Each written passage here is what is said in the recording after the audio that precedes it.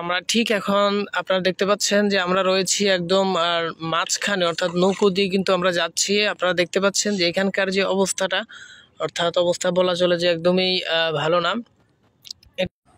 দর্শক, আপনারা দেখতে পাচ্ছেন আমরা ঠিক নৌকোযুগে অর্থাৎ যে কাশীপুর এলাকায় রয়েছে ১ নং বিজিপুর ইউনিয়নে আমরা যাচ্ছি। ঠিক আপনারা দেখতে পাচ্ছেন এখানে কিন্তু অসংখ্য মানুষ কিন্তু নৌকো দিয়ে কিন্তু মাছ ধরার জন্য চেষ্টা করছেন। আপনারা দেখতে পাচ্ছেন আমরা সরাসরি নৌকো দিয়ে যাচ্ছি কাশীপুর এলাকায়, অর্থাৎ ১ নং বিজিপুর ইউনিয়নের ৩ নং ওয়ার্ডে। আপনারা দেখতে পাচ্ছেন এখানে কিন্তু প্রচুর পরিমাণে পানি উঠে গিয়েছে, যার পরিপ্রেক্ষিতে অর্থাৎ বলা চলে যে এটা সাগর হয়ে গিয়েছে। অর্থাৎ যিনি নৌকো চালাচ্ছেন, অর্থাৎ আপনারা দেখতে পাচ্ছেন ওনার বাড়িতে কিন্তু আমরা যাচ্ছি।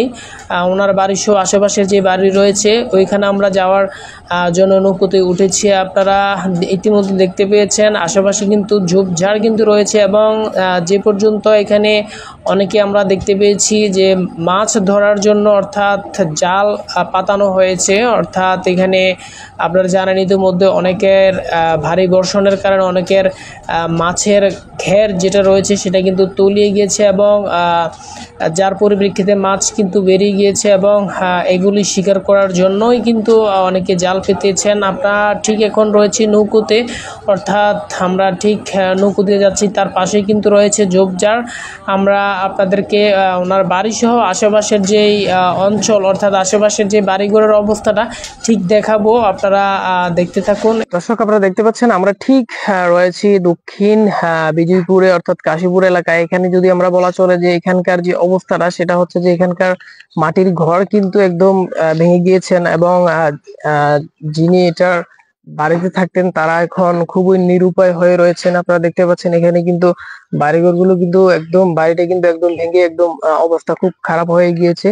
আপনাদেরকে যদি আমি দেখাই তাহলে আপনারা দেখতে পাবেন যে এখানকার অবস্থাটা খুবই ভালো নেই, অর্থাৎ এখানকার অবস্থা ভালো নেই। আমরা খুব কষ্ট করে নৌকো দিয়ে কিন্তু এখানে আসছি, এবং আসার পরিপ্রেক্ষিতে যেটা দেখতে পেলাম সেটা হচ্ছে যে এখানকার অবস্থাটা একদমই বলা চলে যে এখানে পানি কমতে শুরু করলো। এখান পর্যন্ত পানি যে মালিক রয়েছেন বা যিনি এখানে বসবাস করতেন, আমরা এখন ওনার সাথে কথা বলবো। জি, আপনার নাম?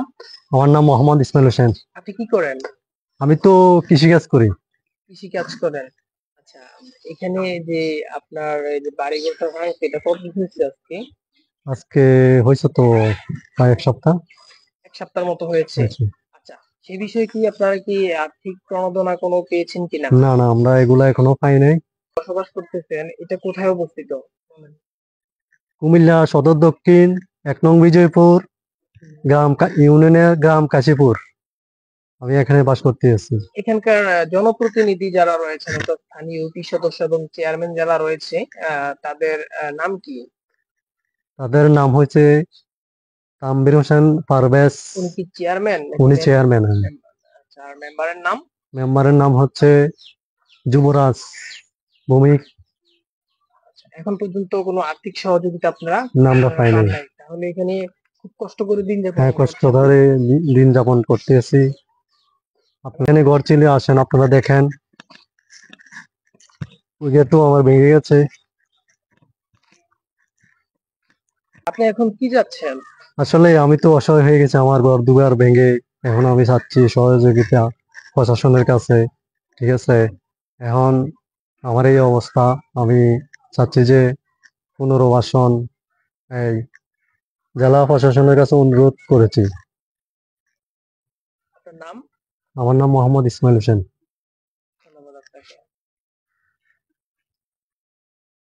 আপনারা দেখতে পাচ্ছেন যে এখানে যে বাড়িঘরটি রয়েছে এটাও কিন্তু ভেঙে গিয়েছে। আমি যদি আপনাদেরকে দেখাই তাহলে আপনারা বুঝতে পারবেন যে এখানে মানুষ অসহায়ভাবে কিন্তু রয়েছেন, এবং যেটা বলা চলে যে একদম ভেঙে গিয়েছে মাটির ঘর শুরু করে, এবং তার পাশে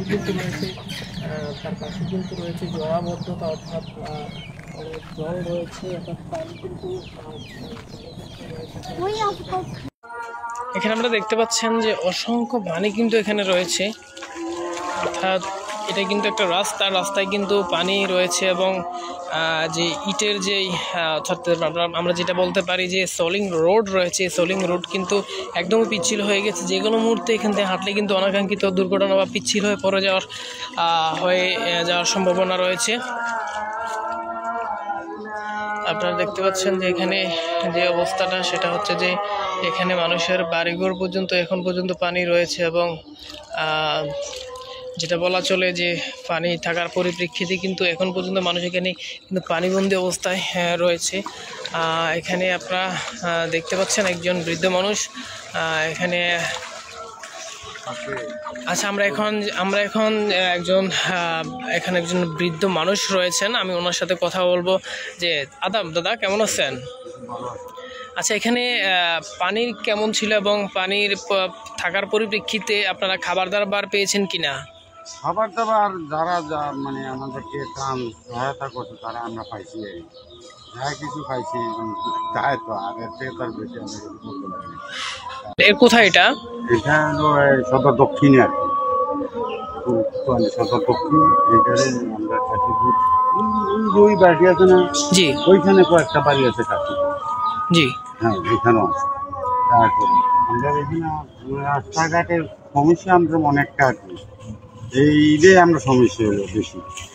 জল মোটামুটি আমি এখন একটু কমছে, এখানে তো এত জল ছিল এখানে। আচ্ছা আচ্ছা আচ্ছা, এখান পর্যন্ত মানে অনেকের মাটির ঘর ভেঙে গিয়েছে, তো কয়টা মাটির ঘর ভাঙছিল? মাটির ঘর মানে ভাঙছিল বন্যার পানির কারণে? 5টা ভাঙছে না? আপনার নাম? আমার নাম প্রতিষ্ঠান দাস। প্রতিষ্ঠান দাস, এখান থেকে। ঠিক আছে, আপনার নাম? বল। যে এখানে মানুষ কেমন বন্যায় কেমন ক্ষতিগ্রস্ত হয়েছে? আচ্ছা, এখানে এখন পর্যন্ত কি ত্রাণের সহযোগিতা পাচ্ছেন?